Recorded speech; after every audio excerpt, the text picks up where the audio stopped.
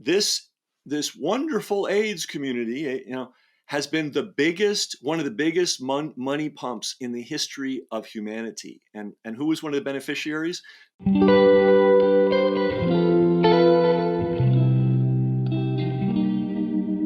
All right, we are joined today by Ken McCarthy, who I've come to learn is a marketer extraordinaire who I guess worked with Dan Kennedy and some others.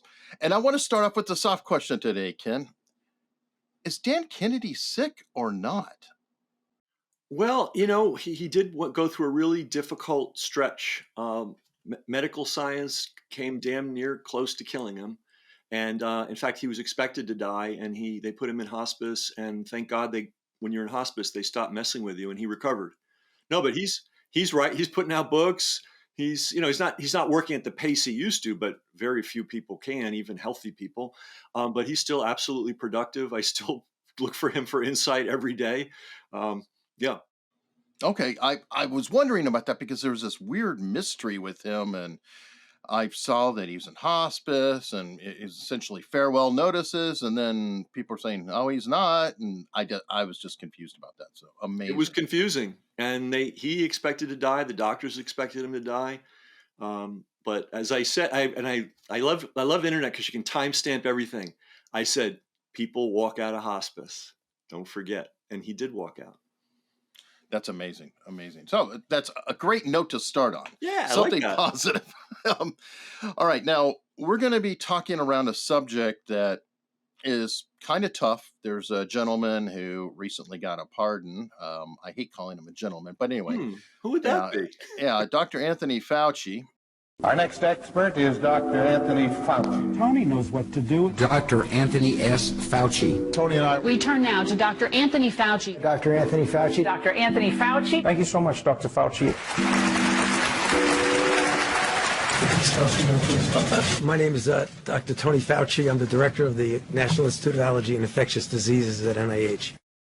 And obviously, he got a pardon, but I'm sure it was just, it was Christmas, happened to be laying on the table, and you just pick them up. I mean, why not? It's free. We like things that are free, so we just grab them because free pardon, cool thing for our record. You're going to probably disabuse us of the fact that he's an angel. Yes. Okay.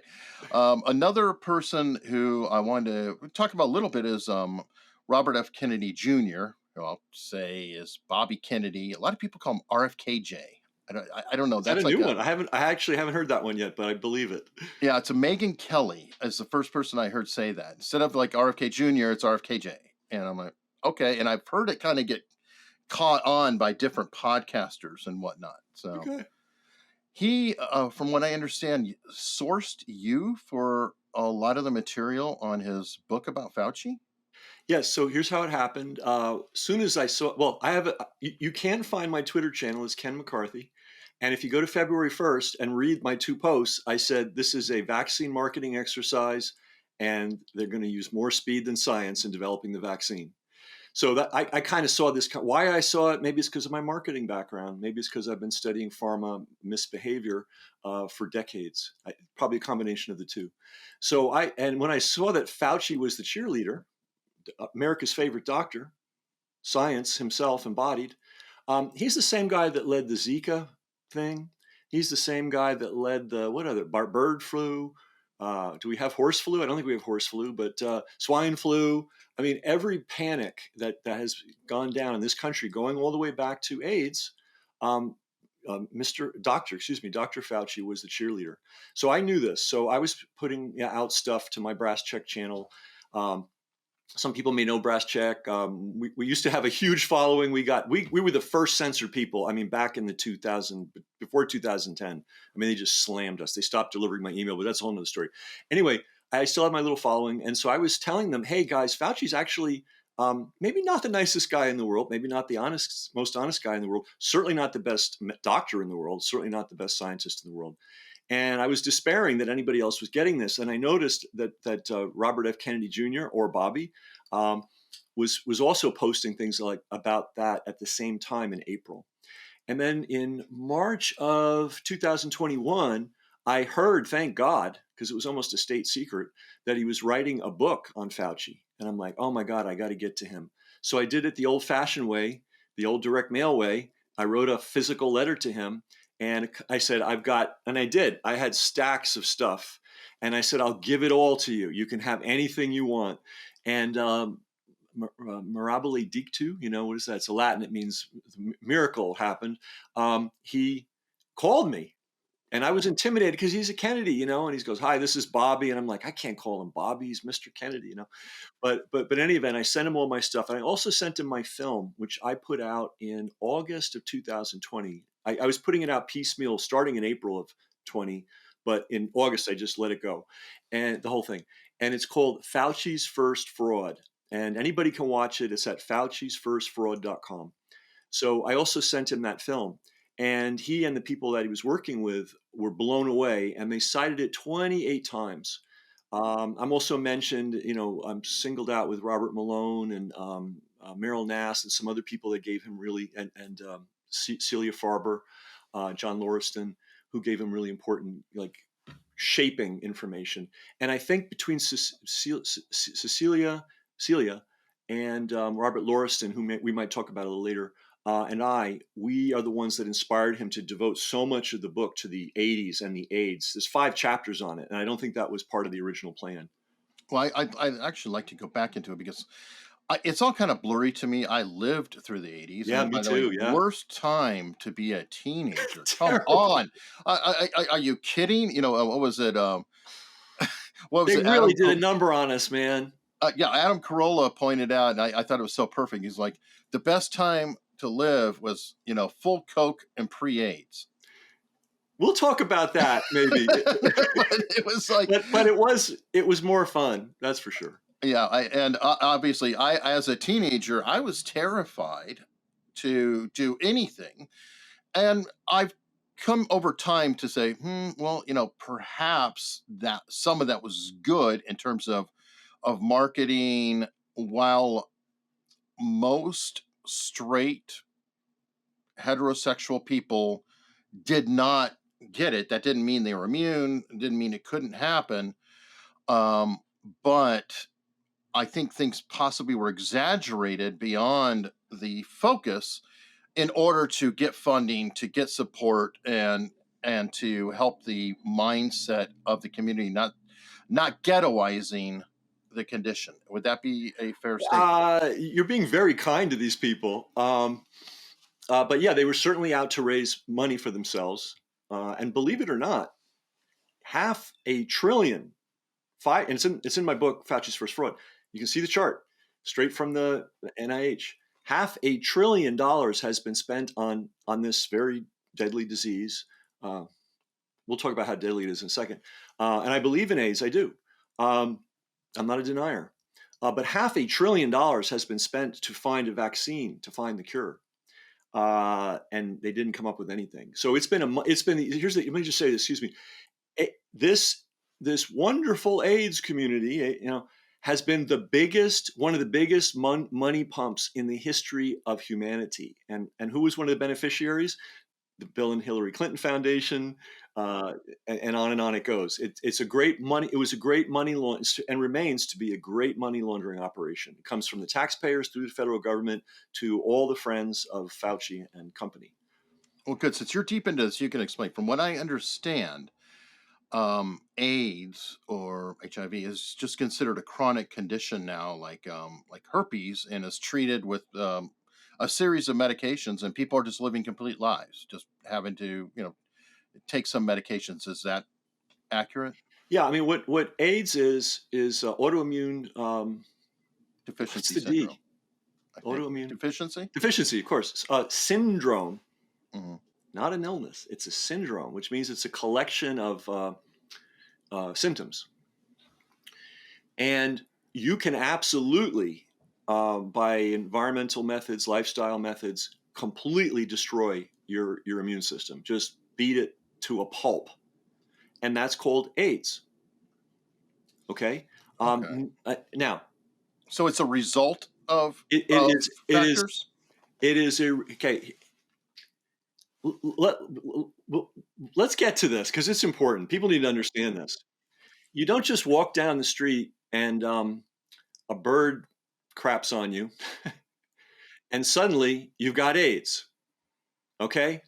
The very first generation of people who were diagnosed with AIDS were part of a very particular subculture. Now, every community has a tiny percentage of people in that community that are out of their minds. Okay, and you referred earlier to the 70s. The 70s were a lot of fun, maybe too much fun for some people. And I'm drawing a blank on the guy. He's Harvey Weinstein. Is it no? Is it no?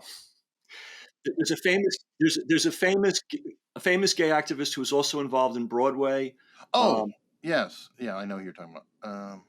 Harvey Yeah, Levenstein? yeah. We'll get it. But Yeah. he wrote a book in the 70s, and it's available on Amazon, and it's not coming out of my mouth. He wrote the book, and the book is still on Amazon. It's called Faggot. Okay, and he wrote it because he was despairing over the really kind of crazed, over-the-top party culture that was going on within the male homosexual community, among certain segments of it. And he Right. described what a day in the life was like for a small percentage of that larger community. Mhm. And may I describe that to you? Sure. Okay. In clean terms for the public. Oh, Yeah, Harvey clean. Milk. Well, clean. First of all, partying, and partying is a big part of humanity. So these guys were the first people, the first wave of people that got true autoimmune deficiency syndrome, or had it. You don't get a syndrome. That's a whole nother thing. But going out 3, 4, 5, 6, 7 times a night, the norm. Starting out the night maybe with a bunch of booze, smoking some weed, doing a few lines of coke or speed, the norm. Now there was another wrinkle. Part of this very small percentage of this larger community liked sex a lot. I mean, and I always tell people, it's a good thing there are men and women because, men are, charged up to go and women are like, hang on a second, let's slow down. It just, when you have just men and men, there's no break on it. So I was a young guy. I had sex at every opportunity I could. I mean, I went for it. And so there were a lot of youngish guys who were going to bathhouses. They were going to sex clubs. And by the way, there were over 100 sex clubs in New York City in the 1970s. It wasn't just heterosexual, homosexual. It wasn't just Plato's Retreat. New York was Sodom and Gomorrah. I mean, it was, 42nd Street was unbelievable, but there were also a lot of private sex clubs. It was wild. So there was a big infrastructure of bathhouses and gay nightclubs. And there was a lot of sex. And some people were really, really reckless. And when you're reckless and having sex with people you don't know, whether you're heterosexual or homosexual or bisexual or trisexual, whatever, you're likely to get STDs, sexually transmitted diseases. So here's the punchline. It was common for a narrow segment of that community to get 4, 5, 6, 7, 8, 9, 10 different STDs per year. Now, how are STDs treated? Antibiotics. What does prolonged antibiotic use do to your immune system over time? It destroys it. It got so bad that it was the norm among this very tiny slice of a much larger community to take antibiotics prophylactically. You going out for the night? Do a line of coke, take some tetracycline or whatever they were taking. So they were beating the hell out of their immune systems. Then there was one more magic or black magic into this whole thing. And it was called poppers, amyl nitrites. Okay. There was a ton of poppers. They were everywhere. You would walk into a gay bar, and on the dance floor, it was not unusual to see every probably third person holding a little bottle up to their nose, and you could just smell it everywhere. And I was aware of this drug as a young heterosexual man in the 1970s, never used it, but one of my avant-garde drug-using friends told me all about it. I didn't get it and didn't use it, but basically, it's a medical thing. If you're having a heart attack, you need to open everything up in your you break it, you inhale it, and everything opens up. So it's like nitrous in a sense, or? Well, I don't know the scientific details. I just know how it's used. Right. Okay. And I'm just going to say this, and you got to use your imagination, guys. In a certain act, it facilitates certain sexual acts because it opens things up. We'll just leave it at there. Okay. Now, here's the problem with this thing. It is a known carcinogen. So if somebody's having a heart attack and they're going to die, one dose, give it to them, bring them back to life. Do 5, 6, 7, 8, 9, 10 poppers a night, 5, 6, 7 nights a week for a period of years. Now, where did AIDS first show up? In the nasal passages and in the lungs. There was a lung fungus, and there was Kaposi sarcoma appearing in the nasal passages. It's supposed to, normally it appears on the skin on Mediterranean men that have been in the sun for 80 years. So we got to put the pieces together. Poppers are a known carcinogen. They were being abused. And here's the thing. You would go to a nightclub, gay nightclub, and there'd be a bar, and there would also be poppers for sale. Were they legal? Yes, it was legal. Okay. And what they had done was they'd taken, people that abuse drugs figure out every trick in the world. So standard poppers, or the medical poppers, that substance was made by prescription only. So only doctors could administer it. So some miscreant in Indianapolis, and it was one guy, I can't think of his name off the hand. He found a formula that was not, and this is a trick people that are in the manufactured drug business do. They changed the chemistry a little bit so it was no longer illegal. But they've done that with Delta 9 or something like that with cannabis. Yeah, one element off from the other or something. So this guy did it, and it was if you were a sinister bastard, it was the greatest business on earth. You could make it for a penny and sell it for $1 because it's just some crappy chemical. And so all these clubs were selling it behind the bar. And I have it in the film. You can see I collected a whole bunch of the bottles, or I found a picture of a collection of all the bottles. And so it was a moneymaker for the clubs. Some of them even sprayed it through the air systems. Oh my God. I mean, look, small minority of a larger population. Young people are crazy. I was young once. I was crazy. But there's another element to this. There were a lot of gay publications that were appearing, magazines, newspapers, and so on. And guess who the number one advertiser, the financial underpinnings of all these magazines and newspapers were? The popper manufacturers. And we show that. We show all the ads in the film and in the book. Meanwhile, NIH and the CDC they knew very well that this substance, they had stacks of papers, that this substance was carcinogenic. But when they went out to study the people who were getting AIDS, they deliberately did not look at that as a problem. And the corruption was so thick and so early and so sinister. And here's the other piece. And it's in the book, and you can movie or if you do your own research. Fauci always described these original patients as young, otherwise healthy young men. And it was a virus that got them and, took them away. No, these were men in their mid-30s, the original cases, which meant they had a good 15 years to destroy themselves. Many of them were not only active partiers, they were in the sexual services industry. So they were doing a lot more than the average person. They were not healthy people. They were already sick. How about intravenous drug use? Well, that's the other thing. So another way, and by the way, the heavy use, the regular use of intravenous drugs, known for over a century to cause the collapse of the immune system. Why? Because your blood's kind of precious. And you're not supposed to be putting random, because when you're buying heroin or anything off the street, it's random. You don't know who made it, how it was made, all the ingredients. And to put that into your bloodstream multiple times a day for decades, you're probably going to destroy your immune system. So intravenous drug use, the other group that was not getting AIDS, but having their immune systems collapse. If you call it getting AIDS, it sounds like AIDS got you. But other people that had their immune systems collapse, and this is a real syndrome and it's terrible, were hemophiliacs, because they were also being given, transfusions and all kinds of things. I was going to ask you about that, because one of the more famous cases I remember was a boy named Ryan White. Of course, yeah. And is that what happened with him? Is that he had that and got a tainted blood supply that Well, it's not. his It's not so much tainted blood. It's the chemicals that they have to put in that he had to be exposed to on a regular basis. As part, it's you don't. I don't. Unfortunately, I don't have the details at hand. But part of being a hemophiliac in those days was you're not only getting transfusions, you were getting all kinds of other chemicals put into your body. And some people also, we have to look at this, are born weak. They're born sick. They're vulnerable. They're highly vulnerable.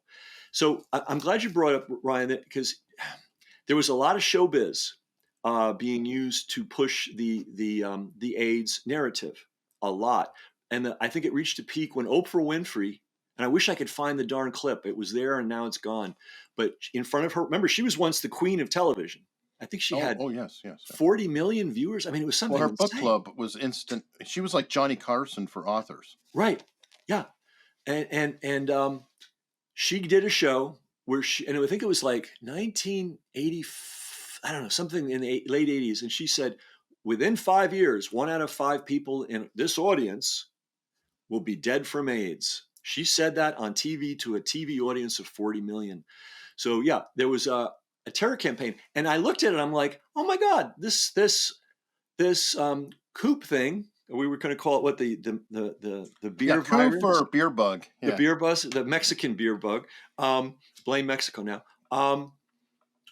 This is the same playbook Fauci used 40 years ago. There is a free-floating virus. It's transmitted very easily. You look at somebody from across the street, now you've got it. Once you've got it, it latches onto you and drags you to the grave, and everybody's vulnerable. And we have to stop the world, and we have to develop a cure. We need billions and billions of dollars to develop the cure. And it was the same darn formula, except in the new version, they cast it, instead of casting a net over male homosexuals and then Haitians and then Africans and then poor African American mothers, and we can talk about that if we have time. They cast a net over the entire world with the same line of baloney.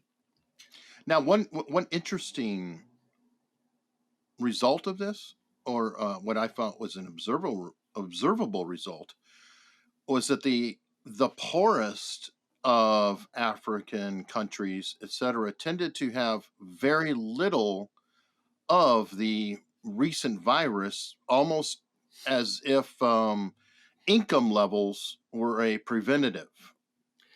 Well, in this country, income levels were a predictor of death. But Right. The further you were away from Dr. Fauci and his friends, the more likely you were to live. I have another book called What the Nurses Saw, and it raises the issue of, hey, over 1 million people died of COVID in the United States, and 92% of them died under medical care in a hospital.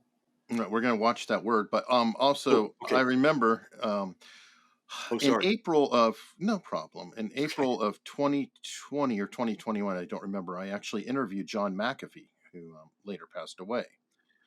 And in that interview, he was railing, I believe it was April 2020, because he was railing about how hospitals were earning $38,000 for every known COOF victim. And I can't believe the interview's still up. It's still in there with his saying that. So, but he's saying, that they literally, every one of them, $38,000 cash. So he saw a direct financial incentive for declaring people having that. And there's almost the joke of people questioning whether George Floyd, in fact, was noted as a COOF victim down the road in those statistics. Yeah. Wow. Let me say this. My book, What the Nurses Saw, goes into that in depth. And CHD, the group that Bobby was part of, has a film called Vaxxed 3. Hopefully that won't cause a censor to lose their mind. They went out to record people that were injured from the V's. Stuff. Yeah. And what they found was there were families showing up saying, our husband, our father, our grandfather, our wife went into this hospital with a minor problem, and they came out in a body bag. And they were like, oh, this must have been one hospital.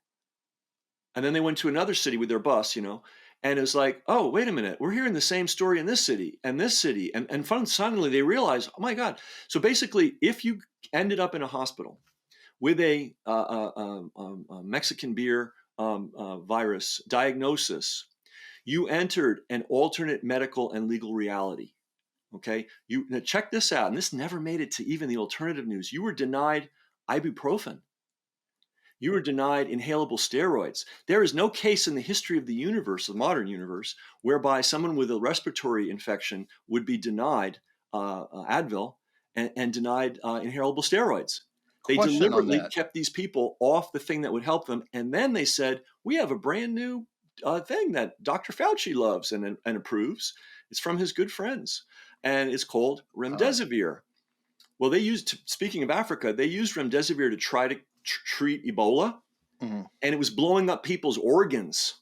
So they stopped using it. They said, well, it's not effective against Ebola. No, it was destroying organs. So what they did, because, they built the factories, they had the patent, they've got the formula, they got the technicians. Geez, we got to sell this stuff somewhere. And so little Anthony Fauci came through for his friends in pharma and pushed remdesivir as the cure for the Mexican beer virus. And Question on that, yeah, because there's a few things I want to get into. There were other treatments that people were using that, like they called it horse paste and things like that. Again, I'm not saying whether they're effective, they're not effective. I think Joe Rogan covered it really well when he said, we threw everything at it, and I felt better in a couple days. What I've been of the understanding is, in order to get an emergency use authorization, there cannot be any other way to treat it. So how could that? I'm trying to figure out, how did he thread the needle then with I can't say the remedy. remdesivir. How do you thread the needle then with that, and yet people could still get emergency use authorization? Well, that was put forward as an emergency use authorization treatment. And to take this back 40 years, there was a drug that they no longer use the same way they use it today. They dilute it heavily, called AZT. I remember. And John Lauriston, Harvard graduate, longtime gay activist, statistician, he says at least 300,000 gay men, and that was his focus. Those were the people he was studying. At least 300,000 gay men were killed by AZT. Okay. And it was the same deal. It was like, we have this thing, it's floating around, it's landing on people, it's, randomly, it's destroying them. We got to do something. So let's ram through AZT. AZT was known to be so toxic, it wasn't even allowed to be used in human testing. Forget about giving it to people as a therapy.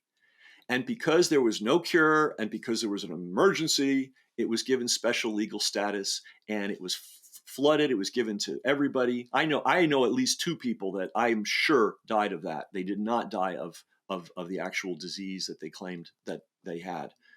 Question on that then, because there's the counter story that seems to rhyme. Wesley's term, history doesn't repeat itself, but it rhymes. It was covered in the Dallas Buyers Club. Could that be seen as a parallel to horse paste people back in the 80s? The most important thing, people that have had that in a bad way, this is my opinion, I'm not a doctor, I'm not your doctor, I'm not anybody's doctor, I'm not giving a medical opinion, was to rest, lay off the drugs, stop drinking, get some psychological counseling, start eating healthy food. There's a guy named Gary Null who was one of the great pioneers of blowing the whistle on this thing. And he had a clinic with doctors in New York City. Maybe it was over in New Jersey, but it was in the New York City area. He was curing people left and right. Like it was no big deal. I never heard of that. From what I remember is, if you got it, you're dead.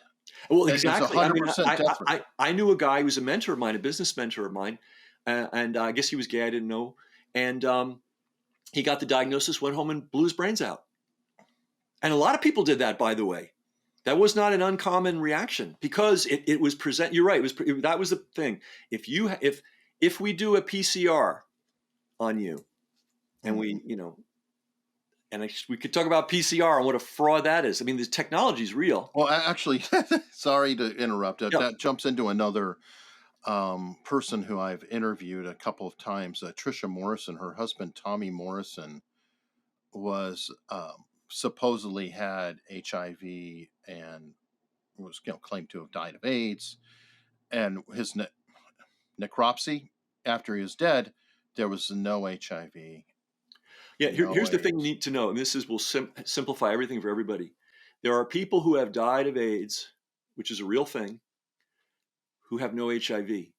There are people who have HIV who never develop AIDS, regardless of whether they get treatment or not. So, and the fellow, there's a guy, it's really important to know this person's name, Luc Montagnier. He is the French scientist that discovered the HIV virus. And he was saying, after consideration, I'm not sure this thing causes it. Now, this is the guy that got the Nobel Prize for inventing it. So censor us if you want, guys, but this is a Nobel Prize winner that said that. And then we had a great guy. He's still alive. He's in advanced age right now. Peter Duesberg, who was voted the #1 scientist of the year for California once. That's pretty hard to do. He was acknowledged as one of the world's leading authorities on retroviruses. And he did a review of the literature back in it's all blurring, I think it was the 90s. And he said, I don't see any scientific literature that establishes that this particular free-floating thing causes this particular catastrophic disease. And then, of course, we had the great Kary Mullis, another Nobel Prize winner who invented PCR. And he said, this ain't, and it's in my film, you can see him saying it, this doesn't add up. This is not science as we know it. These are Nobel Prize winners saying this. As a matter of fact, horse paste got a Nobel Prize, didn't it? Well, it did. And now here's the funny thing about horse paste, right? So-called horse paste. They knew damn well that particular medication, I guess we can't name it, maybe we can, I don't know, is suitable for human beings. And the reason we know that is it's required. Hundreds of millions of dollars worth of that substance was sent to Africa by a certain Bill Gates and his foundation pre-Mexican beer virus to treat all kinds of parasitical infections. And so if Rogan had bothered to contact me, I could have given him that little blurb and he could have used it. So you can go and see. It's also, isn't that a requirement for some people from some areas coming into the United States that they have to have had it? It's possible. When you're in the tropics, all kinds of terrible things grow, and we really don't want people bringing them here. But here's another thing. We think we're immune from any kind of parasitical infection. We probably, compared to somebody living in a tropical environment, maybe with not good sanitation in an urban tropical environment, they may be much more likely to have parasitic infection. But Americans get it too. That's why people feel better after they take, can we say it? Are we allowed to say this substance? I mean, it's a no. Can we say ivermectin? That's why I'm so paranoid about it, right? Because they literally have changed the rules on YouTube at different points on what could be said or not. And I've always just been like, whatever. I'll mockingly go and say horse paste or. It's like we'll call it horse paste. So it's this. We're living under the Stasi here. I mean, it is literally the Stasi, except it's being enforced by Bill Gates, by Google, by Facebook. So the reason people feel better, and here's the thing. Let's say you're knocked down with some kind of respiratory problem, and you also have a mild parasitic infection. It may not be even big. We're all carrying all kinds of stuff all the time, and when we're rested and we're nourished and we're not stressed out, we deal with it. When we're sick, now we're not dealing with it so well, and everything gets to run wild in us, right? So if you take I'm not a doctor. I'm not your doctor. I'm not giving anybody medical advice, but it is said by the medical profession that when you take ivermectin, when you take the horse paste, it knocks down the parasites. That's what it's designed for, right? So if you're a good American who has a respiratory thing and you have a little bit of parasitical stuff, now they're running wild, and you take horse paste, the medical science will tell you it might help you overcome all the things you're dealing with. Right, because it takes care of one problem, which allows your immune system to deal with the other one rather than two fronts. Instead of I'm putting out the parasite fire, I'm putting out the inflammation fire, I'm putting out this fire. No, you dealt with one of the fires, now you can focus on the other one. Our bodies, here's the thing, our bodies are resilient. Our bodies are really strong. Most of us. I mean, there's a tiny fraction of people, very True. tiny, who are unfortunate, but we're built like iron, you know? And God, here's guys, if we weren't, how could we be here today? How our ancestors were, living in mud huts, putting fires together with sticks, fighting those saber-toothed tigers for millions or hundreds of thousands of years. They were tough as nails. We're their ancestors. We've got all the same equipment that they do. No, we were made to, I mean, I hate to say eat garbage, but in a way, we're made to survive on eating garbage. That's why we have such radically different food types and cultures and everything else, because it's like, well, whatever was available in the area, we adapted to eat. And that leads into another thing, but I think Bobby Kennedy is hopefully going to cover a lot of that. But no, Yeah, there's a book though. I want to recommend a book to everybody called Eating Like a Human. And you're right, we are able to survive under really harsh conditions. However, intact indigenous societies that haven't been messed with are very sophisticated about how they grow and prepare food before they eat it. They're like rocket scientists on that. And we've become idiots. We get our food out of a potato chip bag. well, my issue is that as Americans, we have too much availability. So we can eat the worst from everybody. Whereas in a normal culture, they have some food that's really good for them, some that's not as good, but it's a balanced diet. But in my opinion, because we are here, we can order the worst of every food group from every culture and eat that exclusively and trash our system, not to mention the chemicals and everything else that go into food by the tobacco companies. That's yet another conversation, but that So I it'd be feel is a wonderful. curse. We at the time we're recording this, right? They're considering Bobby Kennedy for, Yes. right? We don't know, right? As we're saying, we don't know what the outcome's going to be. So people watching this in the future will know. But if he could change the mentality of the country, and unfortunately the mentality is enforced by the big food companies, by the big drug companies. People don't realize that the first big industry, even before the oil industry, even before the drug industry, was the mass-produced food industry. That was the first big capitalization, big super hyper capitalized industry in the United States. Was that with Claude Birdseye, or is he even Yeah, later? well, Birdseye was one example, but the idea of here's a funny thing: cottonseed oil. You look on various things and you see cottonseed oil, and you go, I guess it's okay. In the 19th century, cottonseed oil was considered junk, garbage. Okay, and then a few kind of shady farmers got the idea, hey, I can feed this to my cows, and on the sly, nobody will know, and they'll get fat. Well, now it's evolved to, just put it in human food. So we were smarter about food, more careful about food in the 19th century than we are today. I don't doubt it. Partly, simplicity is not a bad thing. I mean, Ben Franklin is the one who said, I think 3 squares a day. I think he broke it down like have a vegetable, have a starch, have a meat. Very basic, balanced food. But all right, well, we've not exactly boiled the ocean, but we've definitely covered a lot of ground. And there is a lot to cover. I find the whole 80s story fascinating. And I like to ask this question, which you might not like because it's difficult to distill. But what is the one question I should have asked you, but I neglected to? Or, as an alternative, what is the one question you've been waiting for somebody to actually ask you, but never had it happen? I don't wait for people to ask. I just tell them, But I think let me answer it this way. The thing that I want people to take away from this is the Mexican beer virus phenomenon and the AIDS phenomenon. We're using the same playbook, and the playbook came from the same guy.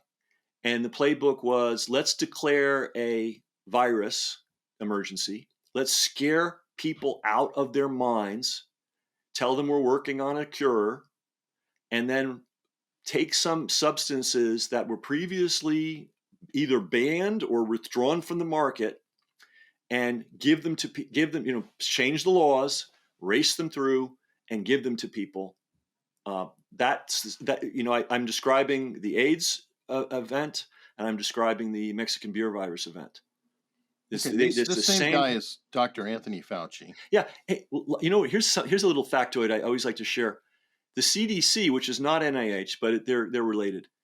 They have a public communications and education building in Atlanta. It's 200,000 square feet. That's a big building.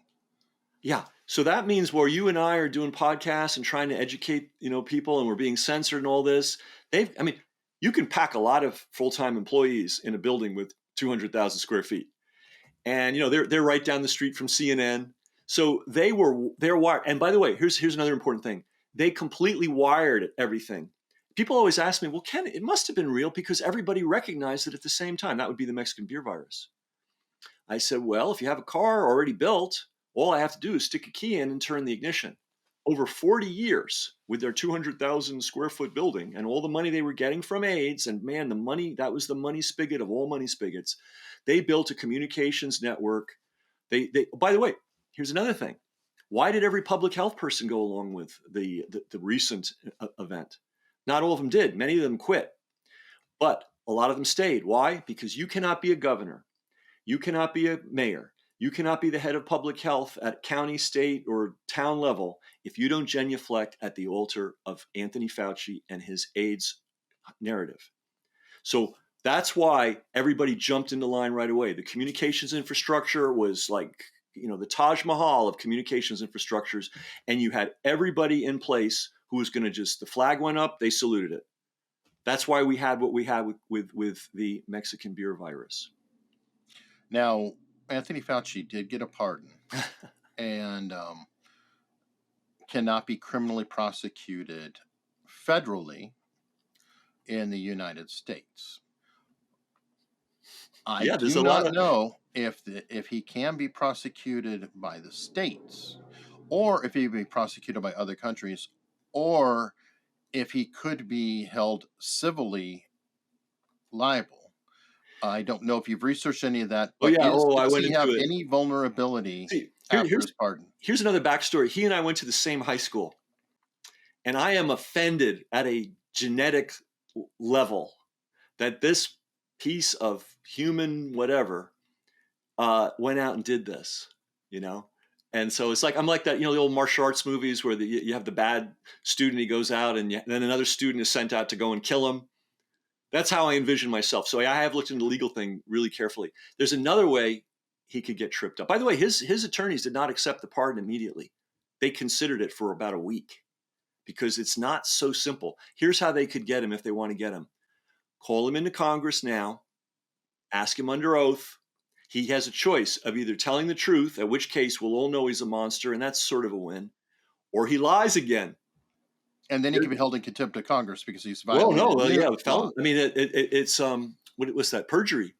Yes. Not just contempt. No, contempt of Congress is you don't answer, you're rude, you don't show up. But you lie to Congress, that's perjury felony. And he doesn't have immunity for every crime he commits forever going in the future. His immunity goes from when that thing was written back to 2014. Mm-hmm. It's not written for the future.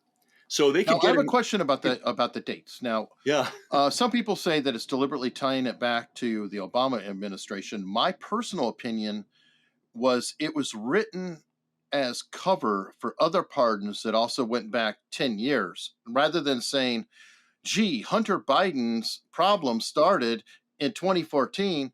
How about we just keep saying, about 10 years. We'll just use that as a nice round number, 10 years. So you can say, no. It's not about that specific date. It's a round number. It's just something that felt right. It's boilerplate. Well, he was engaged in some nefarious things back then. We were not supposed to do gain of function research. By the way, gain of function is a euphemism for bioweapons development. There's no reason that you take a virus and make it stronger unless you intend to use it as a weapon, right? So. And by the way, if you look at the organizational chart of Anthony Fauci's division, the public organization chart is very sweet. If you get the full organization chart, he has a full-fledged biowarfare division underneath him. So that's another spin on this, which is a whole nother issue. That's why they gave him so much slack because he's in bed with them on all the different, the dream of the biowarfare people is we'll create a disease, we'll give it to the enemy, we'll have a virus, we'll have a V already made, we'll give our troops the V, and we'll send them in to clean up. Because if people are sick, you can send the Girl Scouts in and you're going to win. The best special forces guy in the world, if he's lying on his back with diarrhea and, you got him. You don't have to do it. He can't even stand up. You got him. So that's the dream. And that's what these maniacs are working on all the time. And Fauci has been part and parcel of that from day one. So who knows what chicanery he's been involved in. But I get your point about the boilerplate. The blankets with the Native Americans question. Well, you know what they did? Who were the first people to get the V? They went out to the Indian reservations in the United States, Native American reservations, and in Canada. They front ran it with a lot of news media. Oh, we got to help our most vulnerable citizens. No, they wanted to test the thing out on our most vulnerable citizens. That's a whole nother dimension here. I mean, they basically turned parts of Africa and Latin America into free fire zones for pharma testing. Poor woman, can't get to a doctor, and they say, well, if you sign all these papers, we'll treat your children. She doesn't know what she signed. She basically signed, we're going to give you any crap that we cook up, and we're going to see what happens. And now this is happening. That's another guy, though. That's Bill Gates. That's Gates, that, right? but he's hand in glove with our friend Dr. Fauci. One difference, though. What's that? Hopefully, Anthony Fauci has been defanged because he's no longer in the position that he is in. Whereas Bill Gates, I feel, maybe possibly, it could be said, one of the most dangerous people alive. He has the power, he has the influence, he has the reach, and he doesn't have a boss. Yeah, no, you're absolutely right. And in 2010, Bill Gates declared the decade of the vaccine. Right, that was what he called it. Bill Gates was in, and he had two people on the board. One of them was Anthony Fauci. One was Margaret Chen, who was head of the World Health Organization then from China. She has a very interesting history. She went from Hong Kong to Canada, and now she's in the People's Republic of China as a functionary after doing 10 years as the head of the WHO. And by the way, we put these people in for political reasons. It was the WHO Executive General, what do you call it? Whatever you call the guy, Secretary General, who declared the pandemic. He's the guy that puts the stamp on it. Okay. How did that guy, and there's no vote, there's no bunch of scientists getting together. He's the guy that did it. Okay. His background, people may know this, he was involved in a violent leftist coup, a guerrilla operation. And then he got a degree in public health. And next thing you know, he's head of the World Health Organization. We send people to the World Health Organization to represent us, and all the other countries do. They're not elected, right? And then they get together and they vote for who the head of the World Health Organization is, and that guy can declare a global pandemic based on nothing. Whatever. Okay. Well, this is perfect, and there's so much that we haven't covered. I would love to know if you might be willing to come back to talk about Bill Gates, because I really feel like there's something that dig up in there. I have another book because I'm really a internet guy from way back, and I wrote another book called How the Web Won, and we talk about Bill Gates and what he had tried to do to the personal computer industry, and he was thwarted by us and internet people, and we're trying to thwart him again on the AI issue, but that's a whole nother story. Okay. Will you come back and tell us that story? Love to.